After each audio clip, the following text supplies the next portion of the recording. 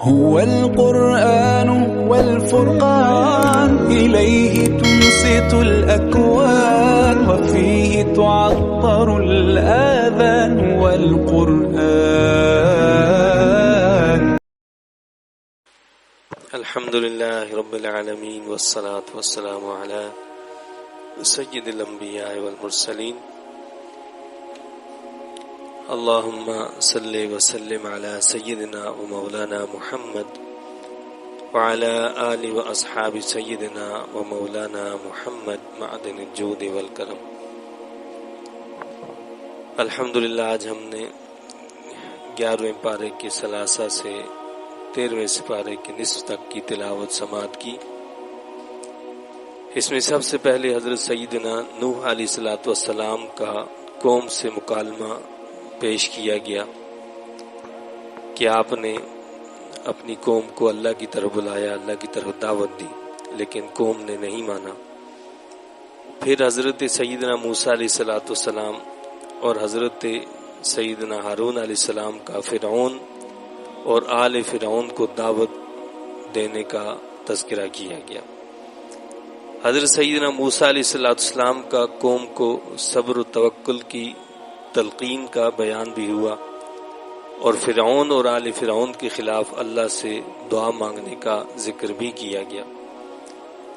نیز غرق ہوتے وقت فرعون کا یہ کہنا کہ میں ایمان لاتا ہوں، اللہ نے اسے رد کر دیا، اور اللہ نے یہ بھی بتایا کہ تیری لاش کو نشان عبرت بنا دیا جائے گا. چنانچہ تاریخ کے اوراق نے اس چیز کو محفوظ رکھا کہ آج بھی فرعون کی جو لاش ہے وہ محفوظ ہے. پھر قوم یونس کا ذکر ہوا کہ انہوں نے عذاب کے آثار دیکھے تو توبہ کر لی، اللہ نے ان کی توبہ کو قبول فرما لیا. یہ واحد قوم ہے کہ جس کی توبہ کو اللہ تعالیٰ نے اس وقت قبول فرمایا ہے کہ جب انہوں نے آثار عذاب دیکھے تو فوراً سب جمع ہو گئے اور اللہ سے معافی مانگی، تو اللہ نے ان کی توبہ کو قبول فرمایا. قرآن کی پیروی کی تلقین کرتے ہوئے حق پر ڈٹے رہنے کی اللہ تعالیٰ نے ہدایت عطا فرمائی. اس کے بعد سورہ ہود شروع ہوتی ہے. حضرت سیدنا ہود علیہ السلام اور ان کی قوم عاد کا ذکر ہے. اسی مناسبت سے اس سورت کا نام ہود رکھا گیا ہے. قرآن کریم کی دعوت کا بیان کیا گیا ہے اور فرمایا کہ قرآن کی دعوت کیا ہے؟ اللہ کی بندگی اختیار کرنا. یہ قرآن دعوت دیتا ہے کہ اللہ کے بندے بن جا. انسان کو امتحان کے لیے بنایا گیا ہے اور بتایا کہ یہ امتحان جو انسان دنیا میں دے رہا ہے، اگر وہ یہ سمجھے کہ اس کا نتیجہ بھی یہیں مل جائے تو ایسا نہیں ہوا کرتا، بلکہ اس کا رزلٹ آخرت میں قیامت کے دن دیا جائے گا. دنیا میں بھی ہم کوئی امتحان دیتے ہیں تو امتحان گاہ کے اندر ہمیں رزلٹ نہیں دے دیا جاتا، بلکہ امتحان کا رزلٹ جو ہے وہ بعد میں ہی ملا کرتا ہے. بتایا کہ انسان بھی عجیب ہے کہ جب اس کو نعمت دی جاتی ہے تو اس پر بڑا اترانے لگتا ہے، اور جب اس کو تکلیف میں مبتلا کر دیا جاتا ہے تو وہ بالکل مایوس ہو کر رہ جاتا ہے. جبکہ اللہ کے نیک بندوں کا ذکر کرتے ہوئے آگاہ کیا کہ اللہ کے محبوب بندے اللہ کے ہر فیصلے پر راضی رہتے ہیں، یعنی غم ہو یا خوشی، وہ ہر حالت میں اللہ کے فیصلے پر خوش رہتے ہیں، صبر کرتے ہیں اور اللہ کی رضا میں راضی رہتے ہیں. دنیا کے طلبگاروں کے لیے بتایا کہ آخرت میں کچھ بھی نہیں، وہ اندھے اور بہرے ہیں، اور آخرت کا اجر ان لوگوں کے لیے ہے جو اس کی تیاری کے لیے بھرپور کوشش کرتے ہیں. یہ لوگ سننے والے اور دیکھنے والے ہیں. پھر حضرت نوح علیہ السلام کی قوم کی ہٹ درمی کا ذکر کرتے ہوئے بڑے تکبر کرنے والے لوگوں کا ذکر ہوا کہ ان کا مطالبہ یہ تھا حضرت نوح علیہ السلام سے کہ یہ معاشرے کے کم ترین قسم کے لوگ اور گھٹیا اور ذلیل لوگ جو ہیں وہ آپ کے ساتھ آتے اٹھتے بیٹھتے ہیں، آپ ان کو ہٹائیں تو پھر ہم آپ کی بات سنیں گے. تو آپ نے ان کے اس مطالبے کو رد کر دیا. تو یہ ہمیشہ اہل تکبر کا وتیرہ رہا کہ وہ معاشرے کے کم تر لوگوں کو ذلیل تصور کرتے ہیں اور ان کے ساتھ بیٹھنا بھی پسند نہیں کرتے۔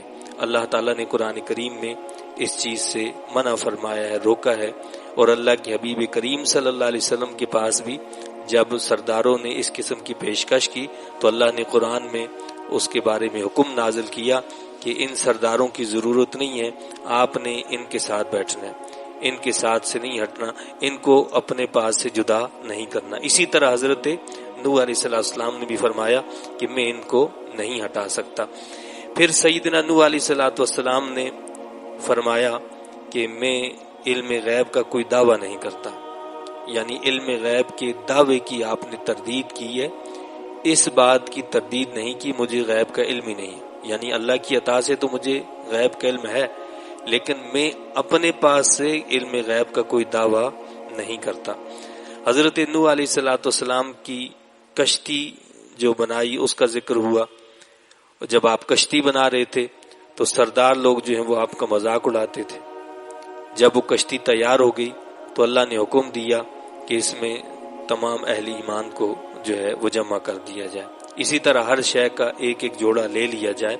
تو جب حضرت نوح علیہ السلام نے اہل ایمان کو اس بات کا حکم دیا، اس وقت بھی جو کفار تھے اور ان کے بڑے بڑے سردار تھے وہ حضرت نوح علیہ السلام کا مذاق اڑاتے تھے۔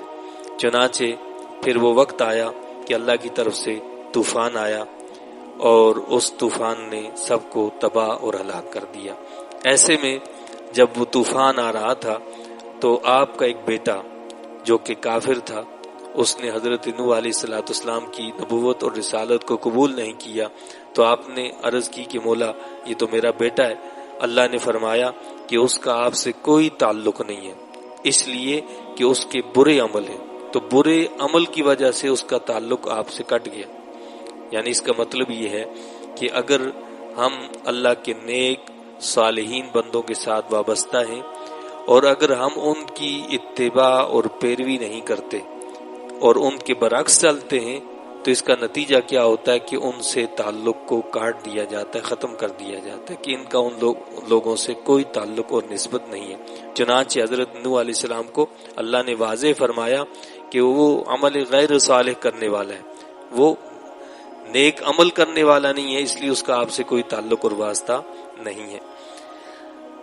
پھر قوم عاد کا ذکر ہوا جن کی طرف حضرت ہود علیہ السلام آئے، قوم نے آپ کو بھی جھٹلایا اور عذاب کا شکار ہوئی۔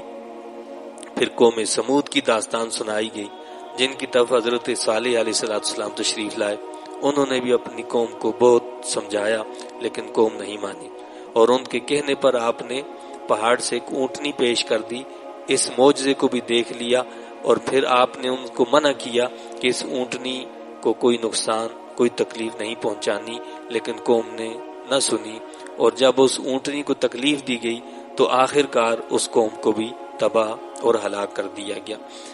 پھر بتایا گیا کہ فرشتے جو ہیں وہ خوبصورت لڑکوں کی شکل میں حضرت ابراہیم خلیل اللہ علیہ السلام کے پاس آئے اور آپ کو آ کر ایک بیٹے اور اس کے بعد پھر پوتے کی بشارت سنائی، یعنی حضرت اسحاق علیہ السلام کی، اور پھر ان کے بیٹے حضرت یعقوب علیہ السلام کی بشارت دی۔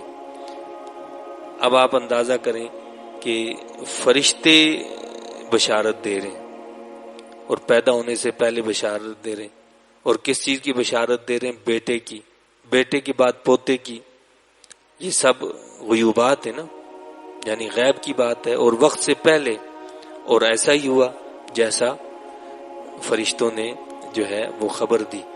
فرشتے کوئی خدا نہیں ہے، فرشتے بھی اللہ کی مخلوق ہیں، اور نبی جو ہیں وہ فرشتوں سے بھی اعلیٰ اور افضل ہیں۔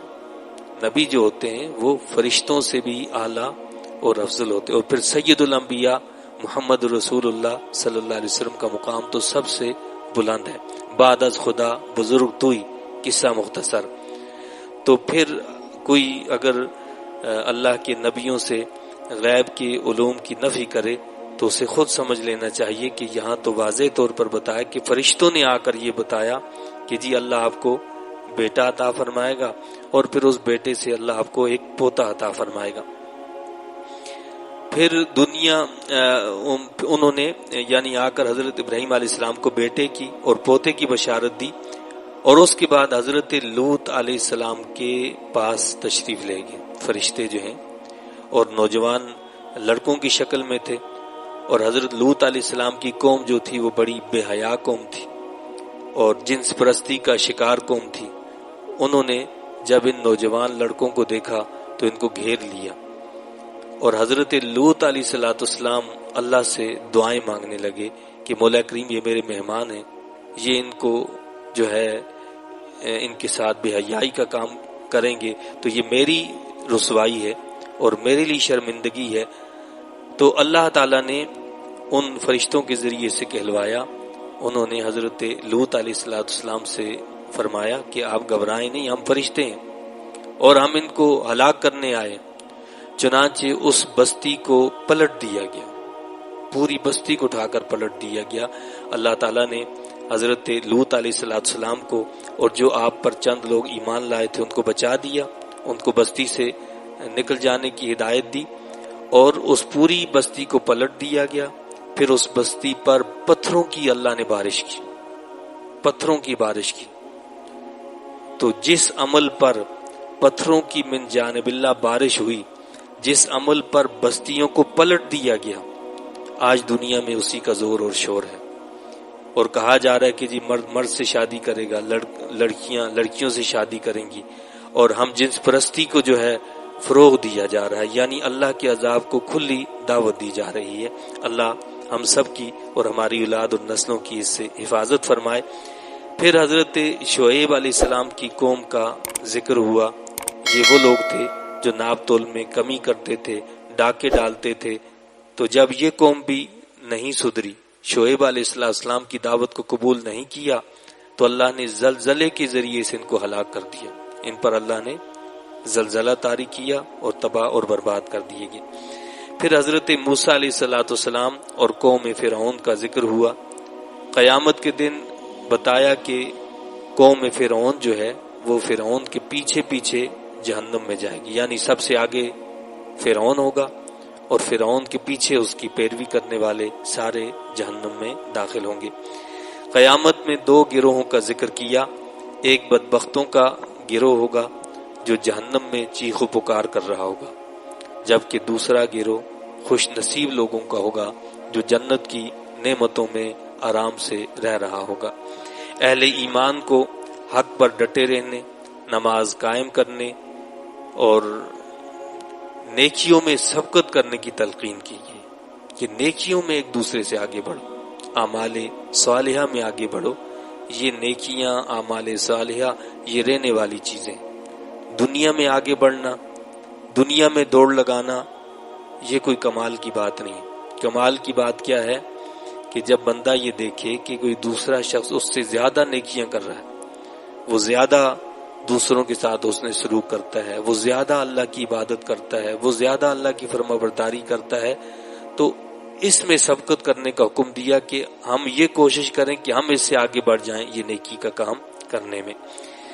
برائی سے روکنے والوں کو بچایا گیا، یعنی جب بھی ایسا معاملہ ہوا کہ اللہ کا کوئی عذاب آیا تو اللہ نے ان لوگوں کو بچایا جو لوگوں کو برائی سے روکتے رہے۔ جیسے کہ ہم نے پہلے بھی پڑھا کہ بنی اسرائیل میں 3 گروہ تھے، ان میں سے ایک گروہ وہ تھا جو اللہ کی کھلم کھلا نافرمانی کرنے والا تھا، دوسرا وہ گروہ تھا جو ان کو روکتا تھا کہ بھائی ایسا نہ کرو، اور تیسرا گروہ وہ تھا جو کہتا تھا نہیں یار چھوڑو، رہنے دو، ان کو رہنے دو، خام خام ان کو مت روکو، جب اللہ کو منظور ہوگا تو وہ عذاب نازل کر دے گا۔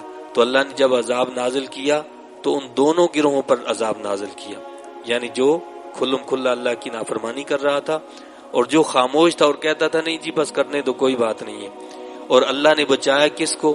جو ان کو منع کرنے والا تھا، روکنے والا تھا۔ گویا اس کا مطلب یہ ہوا کہ اگر انسان یہ چاہتا ہے کہ اللہ تعالیٰ مجھے اپنے عذاب سے محفوظ رکھے تو وہ لوگوں کو برائی سے روکتا رہے، منع کرتا رہے، یہ ہماری اپنی حفاظت ہے، اس کے ذریعے سے ہم اللہ کے عذاب سے بچ سکتے ہیں، محفوظ رہ سکتے ہیں۔ اللہ ہمیں اس پر عمل کی توفیق عطا فرمائے۔ اس کے بعد سورہ یوسف شروع ہوتی ہے۔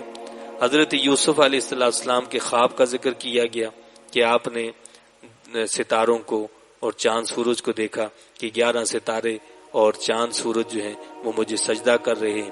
تو حضرت یعقوب علیہ السلام نے فرمایا کہ بیٹا تم اپنے بھائیوں سے یہ خواب بیان نہیں کرنا، یعنی حاسد کے سامنے اپنی خوبی نہ بیان کرنے کی نصیحت کی، کیونکہ جو بھائی تھے سوتیلے بھائی تھے اور وہ آپ سے حسد کرتے تھے، اس لیے حضرت یعقوب علیہ السلام نے منع فرمایا کہ ان کے سامنے بیان نہیں کرنا۔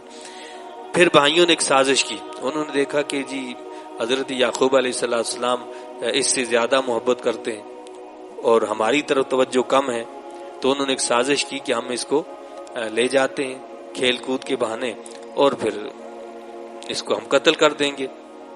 چنانچہ وہ حضرت یوسف علیہ السلام کو لے گئے اور لے جا کر آپ کو ایک کنویں میں ڈال دیا اور جھوٹ موٹ کا ایک آپ کی قمیض کو خون لگا دیا اور خون لگا کر آ کر رونے دھونے لگے کہ جی یہ جو بھیڑیے نے کھا لیا۔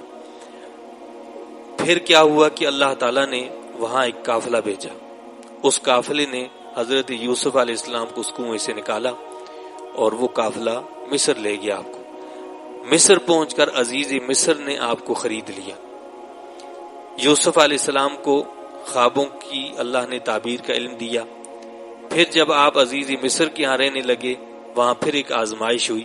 عزیز مصر کی بیوی نے آپ کو دعوت گناہ دی، اور جب آپ اس کی بات کو آپ نے قبول نہیں کیا، رد کر دیا، تو اس نے آپ پر تہمت لگائی، اس کا ذکر کیا گیا۔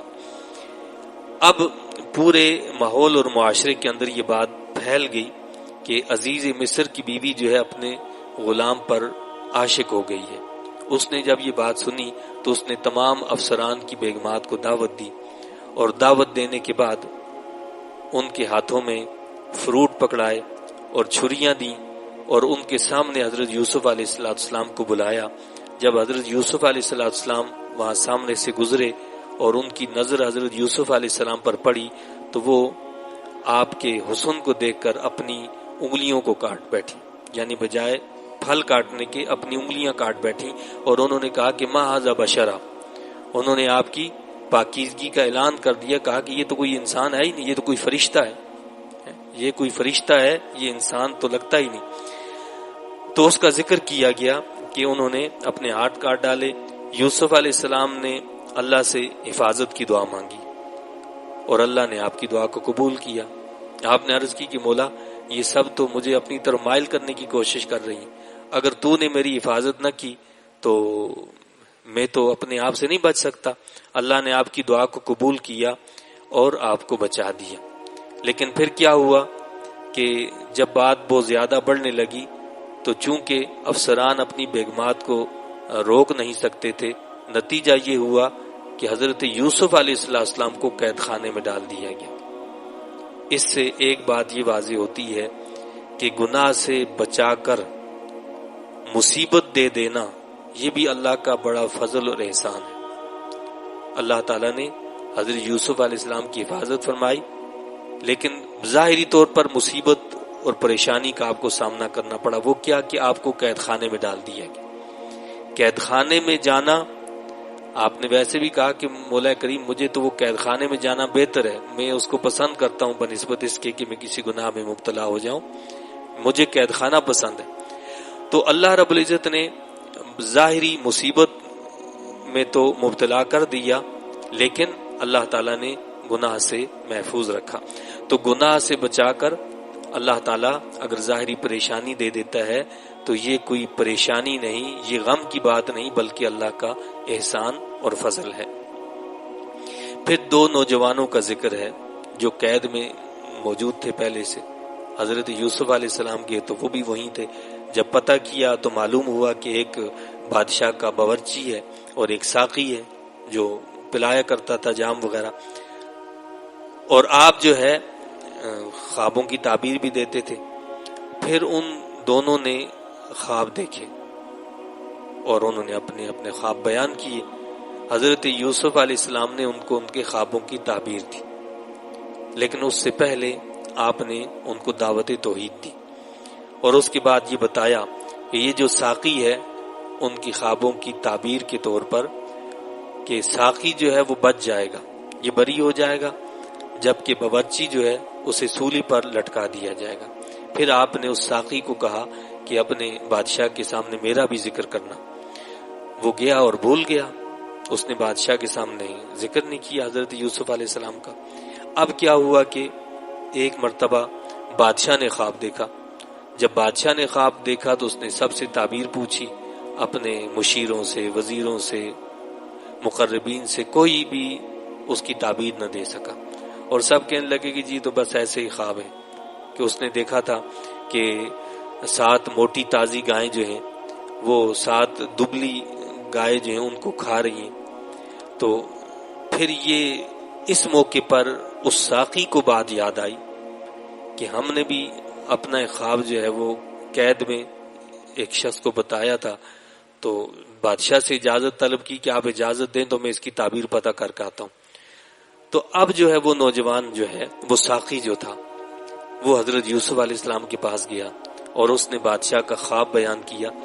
حضرت یوسف علیہ السلام نے پہلے تو اس سے کوئی شکوہ شکایت نہیں کی، یعنی یہ نہیں کہا کہ بھائی تمہیں تو کہا تھا کہ بادشاہ کے سامنے ہمارا ذکر کرنا، تم نے کوئی ذکر ہی نہیں کیا، آپ نے کوئی شکوہ شکایت کوئی نہیں کی۔ اس کا خواب سنا اور خواب سننے کے بعد آپ نے اس کو تعبیر دے دی، اور آپ نے بتایا کہ نہ صرف یہ کہ حضرت یوسف علیہ السلام نے تعبیر دی بلکہ اس کا حل بھی پیش کیا۔ آپ نے فرمایا کہ یہ جو 7 گائے موٹی تازی اور دبلی پتلی دیکھی، یہ پہلے جو 7 سال ہوں گے یہ خوشحالی کے 7 سال ہوں گے، بڑی خوشحالی ہوگی، سبزہ ہوگا، اناج نکلے گا، پھل نکلیں گے، ساری چیزیں ہوں گی۔ تو ان 7 سالوں میں یہ جو 7 سال خوشحالی کے ہیں، تو جو بھی غلہ آئے، جو بھی اناج آئے، اسے بقدر ضرورت استعمال کرنا ہے، یعنی اس کا جو اناج کے جو پھل ہیں، جو جن پھلیوں کے اندر وہ اناج ہوگا اس میں سے اتنا ہی نکالنا ہے جتنا استعمال کیا جا سکے، باقی اسی کے اندر رہنے دینا ہے۔ تو آپ نے فرمایا کہ بقدر ضرورت اناج پھلیوں سے نکالا جائے، اس کے بعد اگلے خشک 7 سال آنے والے جن میں قحط سالی ہو جائے گی، تو ان اگلے خشک سالی کے 7 سالوں میں بقیہ اناج کو استعمال کرنا ہے، باقی جو اناج پھلیوں کے اندر باقی رہے گا وہ پھر ان 7 سالوں میں استعمال کرنا ہے، لیکن اس میں بھی اتنا بچا کر رکھنا ہے کہ جس کو دوبارہ بیج کو زمین میں بویا جا سکے، اتنا بچا کر رکھنا، باقی جو ہے اس طرح استعمال کرنا۔ چنانچہ بادشاہ نے جب یہ تعبیر سنی تو بادشاہ بڑا متاثر ہوا، اس نے حضرت یوسف علیہ السلام کو بلایا، تو حضرت یوسف علیہ السلام کو آ کر بتایا گیا کہ جی آپ کو بادشاہ نے بلایا، تو آپ نے انکار کر دیا کہ میں تو نہیں جاؤں گا قید خانے سے جب تک کہ اس معاملے کی تحقیق نہیں ہو جاتی، مجھے قید میں کیوں ڈالا ہے؟ یعنی بدنامی سے زیادہ افضل اور اعلیٰ چیز کیا ہے؟ انسان کی عزت کا، پارسائی کا محفوظ رہنا۔ اس لیے آپ نے فرمایا کہ میں اس وقت تک نہیں نکلوں گا قید خانے سے جب تک کہ اس سارے معاملے کی تحقیق نہ کی جائے۔ چنانچہ بادشاہ کو یہ بات بتائی گئی تو بادشاہ نے ان تمام بیگمات کو بلا لیا جن کو دعوت دی گئی تھی، ان سب کو بلایا اور ان سے پوچھا کہ بھائی بتاؤ تم کیا کہتی ہو یوسف علیہ السلام کے بارے میں۔ تو ان سب نے جو ہے واضح طور پر کہا کہ یوسف علیہ السلام تو بے قصور ہے، اور بادشاہ نے اس کو پتہ چل گیا کہ حضرت یوسف علیہ السلام تو بالکل بے قصور ہے۔ تو تب جب معاملہ یعنی تحقیق شدہ ہو گیا اور یہ بات واضح ہو گئی کہ سب نے کہہ دیا کہ یوسف علیہ السلام کا کوئی قصور نہیں ہے، پھر حضرت یوسف علیہ السلام قید خانے سے باہر تشریف لائے اور آپ کو بادشاہ نے اپنے مقربین میں شامل کر دیا۔ آپ نے کہا کہ اگر مجھے آپ اپنے ساتھ رکھنا چاہتے ہیں تو مجھے پھر وزیر خزانہ بنا دیں، اس لیے کہ اس کام کو میں زیادہ بہتر جانتا ہوں۔ چنانچہ حضرت یوسف علیہ السلام کو وزیر خزانہ بنا دیا گیا۔ یہ حضرت یوسف علیہ السلام کا جو تذکرہ ہے، جو آپ کی حکمت عملی ہے، یہ ہمارے لیے وہ بہترین نمونہ ہے کہ جس سے ہم فائدہ اٹھا سکتے ہیں. لیکن ظاہر ہے کہ ہم قرآن کو پڑھتے نہیں ہیں، قرآن سے سبق حاصل نہیں کرتے ہیں، تو ہم کیسے فائدہ اٹھائیں؟ ہم تو غیروں کی تقلید کرتے ہیں، اور غیروں کی تقلید کرتے ہوئے کہتے ہیں جی ہمارے خزانے بھر جائیں گے، تو ایسے خزانے نہیں بھرا کرتے. تو ان کے لیے وہ حکمت چاہیے ہوتی ہے جو اللہ تعالیٰ اپنے نیک اور صالحین بندوں کو عطا فرماتا ہے. چنانچہ حضرت یوسف علیہ السلام جو ہے وہ خزانے کے مالک بن گئے، اور پھر یہ سارے سال ان کے سامنے انہوں نے سب کچھ کرنا تھا. خشک سالی ہو گئی، یعنی 7 سال تو گزر گئے خوشحالی والے، اب خشک سالی کے سال آگے. اب اس خشک سالی میں ساری دنیا کے اندر جو ہے تباہی مچ گئی، کہیں کھانے کو کچھ مل ہی نہیں رہا تھا. صرف مصر وہ جگہ تھی جہاں پر کھانے کے اناج کا ذخیرہ موجود تھا، تو سارے لوگ وہاں پر آ رہے تھے، وہ ذخیرہ وہ سامان کھانے پینے کے لیے لینے کے لیے جمع ہو رہے تھے. انہی لوگوں میں حضرت یوسف علیہ السلام کے بھائی فلسطین سے مصر پہنچے، کھانے کے لیے کہیں کچھ نہیں مل رہا تھا. تو جب وہاں وہ پہنچے بھائی، تو آپ نے ان کو بھی غلہ دیا. انہوں نے کہا کہ جی اس طرح ہمارے گھر میں اتنے افراد ہیں، فلاں ہیں، ہمارا ایک چھوٹا بھائی بھی ہے، آپ کا بھائی یعنی حضرت یوسف علیہ السلام کا بھائی بن یامین. آپ تو پہچان گئے تھے لیکن آپ نے اپنے آپ کو ظاہر نہیں کیا. تو آپ نے ان کو جو ہے اس مرتبہ غلہ تو دے دیا، لیکن کیا فرمایا کہ آئندہ جب آؤ تو اپنے بھائی کو لے کر آنا. مقصد یہ ہے کہ آئندہ غلہ اس کا نہیں دیا جائے گا ایسے جب تک کہ اس کو لے کر نہ ہو. آپ نے صرف ان کو غلہ نہیں دیا بلکہ جو قیمت انہوں نے دی تھی، پیسے دیے تھے، وہ بھی ان کے سامان میں رکھوا دیے. اب جب وہ واپس گئے اور جا کر سامان رکھا تو پہلے تو حضرت یعقوب علیہ السلام سے یہ کہنے لگے کہ جی عزیز مصر اور جو وہاں کے یعنی عزیز مصر کے مقربین میں سے ہیں، انہوں نے بڑی مہربانی کی ہے اور انہوں نے یہ غلہ آج تو دے دی ہے، لیکن انہوں نے کہا کہ بن یامین کو آئندہ ساتھ لے کر آنا، تب اس کا غلہ ملے گا ورنہ نہیں ملے گا. تو جب سامان کھولا تو سامان میں وہ قیمت بھی، پیسے بھی مل گئے، تو اور خوش ہوئے اور کہا کہ جی ہم پر تو اتنی بڑی مہربانی ہوئی کہ ہمیں صرف غلہ ہی نہیں دے دیا گیا بلکہ ہمارے جو رقم تھی وہ بھی واپس کر دی گئی ہے. تو اس کا ذکر کیا کہ آپ نے ان کے سامان میں قیمت بھی واپس رکھوا دی. اب جب دوسری مرتبہ جانے لگے تو حضرت یعقوب علیہ السلام سے کہا کہ مجھے ہمارے ساتھ جو ہے بن یامین کو بھیج دیا جائے. تو آپ نے پھر وہی بات کی کہ بھائی میں تمہیں اس معاملے میں اس کے بھائی کے ساتھ تم جو کر چکے ہو، میں اس سے مجھے خوف ہے کہ تم دوبارہ اس کے ساتھ بھی ایسا نہ کرو. انہوں نے قسمیں اٹھائیں یہ وہ، بہرحال حضرت یعقوب علیہ السلام نے بھیج دیا. اب چھوٹے بھائی بن یامین کے ساتھ دوبارہ بھائیوں کی آمد ہوئی اور دوبارہ جو ہے انہوں نے اپنا پیش کیا کہ جی ہمارے پاس غلہ نہیں ہے. تو آپ نے ان کو غلہ دیا اور ایک پیالہ جو ہے اللہ کے حکم سے آپ نے جس سے ناپ کر تول کر ناپ کر جو ہے سامان دیا جاتا تھا لوگوں کو، وہ آپ کے بھائی بن یامین کے سامان میں رکھوا دیا گیا، کیونکہ وہاں کا قانون یہ تھا کہ کسی بندے کو ایسے نہیں روکا جا سکتا. عزیز مصر کا جو قانون تھا وہ ایسا تھا کہ جس میں بغیر کسی ایسے عمل کے اس کو نہیں روکا جا سکتا تھا. اب جب پیالہ رکھ دیا گیا اور تفتیش شروع ہوئی کہ جی پیالہ گم ہو گیا، اور پھر جو ہے جو تقسیم کرنے والے لوگ تھے انہوں نے ان پر الزام لگایا، یعنی بھائیوں پر کہ جی ان لوگوں نے چوری کی ہے. جب ان کا سامان تلاش کیا گیا تو بن یامین جو تھے ان کے سامان میں سے پیالہ نکل آیا. تو کہا کہ جی اس کو پکڑ لیا جائے، اس کو کہ یہاں اس کو یہیں پہ جو روک دیا جائے گا. تو بھائیوں نے کہا کہ جی یہ چھوٹا بھائی ہمارا، آپ اس کی جگہ ہم میں سے کسی کو لے لیں. تو حضرت یوسف علیہ السلام نے فرمایا کہ ایسا ہم نہیں کر سکتے، ظاہر ہے جس کے پاس جو چیز نکلی ہم اسی کو روک سکتے ہیں، کسی دوسرے کو نہیں روک سکتے. بہرحال اس طرح اللہ رب العزت نے حضرت جو بن یامین تھے آپ کے بھائی چھوٹے جو تھے ان کو حضرت یوسف علیہ السلام کے پاس پہنچا دیا. اور اب حضرت یعقوب علیہ السلام کو جو ہے جب واپس یہ بھائی پہنچے وہاں پر، انہوں نے یہ خبر سنائی کہ جی اس طرح معاملہ ہوا ہے، تو آپ کو بہت صدمہ ہوا اور بہت تکلیف ہوئی.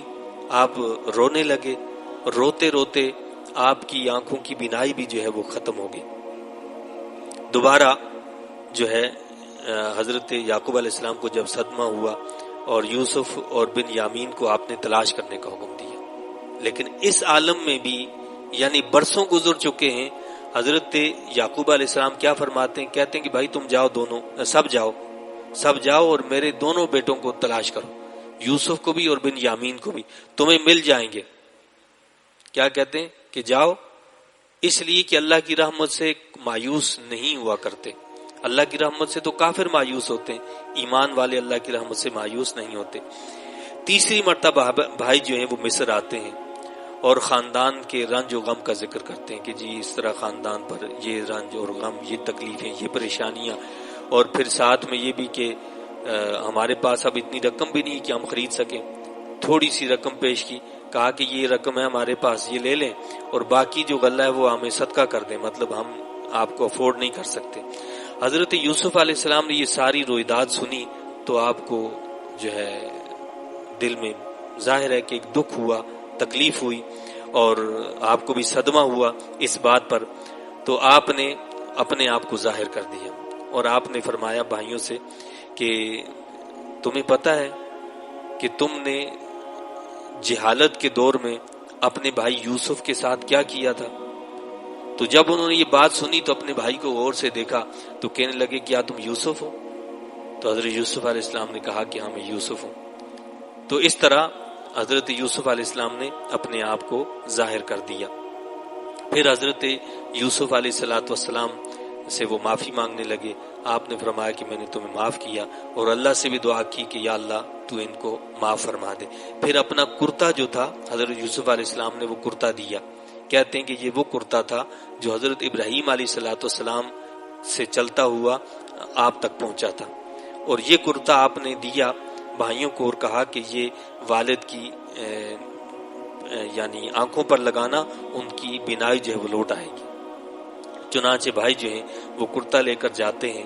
ابھی وہ راستے میں ہی ہوتے ہیں کہ حضرت یعقوب علیہ السلام اپنے گھر میں کہتے ہیں کہ مجھے یوسف کی خوشبو آ رہی ہے، اگر تم مجھے دیوانہ نہ کہو تو مجھے یوسف کی خوشبو آ رہی ہے۔ کہنے لگے کہ جی تو آپ تو اس کی محبت میں جو ہے نا بالکل غرق ہو گئے ہیں، اس لیے کہ اس کو تو برسوں ہو گئے، آج کہاں سے یوسف آیا۔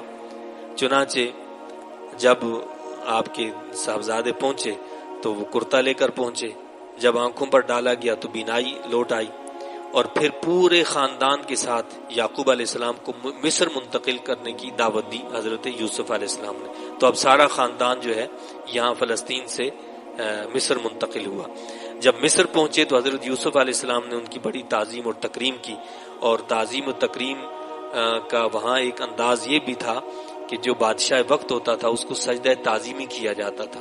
چنانچہ حضرت یعقوب علیہ السلام اور آپ کے صاحبزادے جب پہنچے تو انہوں نے وہاں سجدہ تعظیمی کیا، تو ان کی شریعت میں جائز تھا، لیکن ہماری شریعت میں سجدہ تعظیمی بھی جائز نہیں ہے۔ تو اس وقت حضرت یوسف علیہ السلام نے عرض کی کہ والد گرامی میرا وہ خواب آج پورا ہو گیا، یعنی 11 بھائی اور ماں اور باپ سب نے سجدہ کیا۔ وہ جو ستارے دیکھے تھے کہ سورج اور چاند اور 11 ستارے، ان سب نے آج سجدہ کر لیا، تو وہ خواب اللہ نے پورا کر دیا۔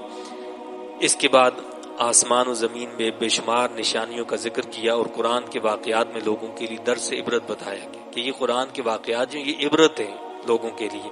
سورۃ الرعد شروع ہوئی، رات کڑک کو کہتے ہیں، اس کا ذکر ہے، اس لیے اس مناسبت سے سورہ رعد نام رکھا گیا۔ پھر اللہ کی قدرت کا ذکر ہوا، حق و باطل کو مثال سے واضح کیا۔ مثال یہ دی کہ باطل ایسے ہے کہ جیسے پانی کے اوپر جھاگ ابھر آتا ہے، یہ باطل ہے، اور ابھرنے والا جو جھاگ ہے وہ کیا ہوتا ہے، ختم ہو جاتا ہے، جبکہ پانی باقی رہتا ہے جو انسانوں کے لیے مفید ہے، اور جھاگ جو ہے وہ سوکھ کر اڑ جاتا ہے۔ تو یہی مثال ہے حق اور باطل کی، یعنی حق جو ہے وہ پانی ہے جس سے لوگوں کو فائدہ پہنچتا ہے، جبکہ باطل جھاگ ہے جو وقتی ہوتا ہے، اس کو بقا نہیں ہوا کرتی، وہ ختم ہو جاتا ہے۔ تو بقا ہمیشہ حق کو حاصل ہوتی ہے۔ ہمیں یہ تعلیم دی ہے کہ ہمیشہ حق کے ساتھ جڑے رہو۔ اللہ تعالیٰ سے دعا التجا ہے کہ اللہ تعالیٰ ہمیں حق کے ساتھ جوڑے رکھے اور اللہ تعالیٰ ہمیں حق پر قائم رکھے۔ آمین۔ وآخر دعوانا ان الحمد للہ رب العالمین۔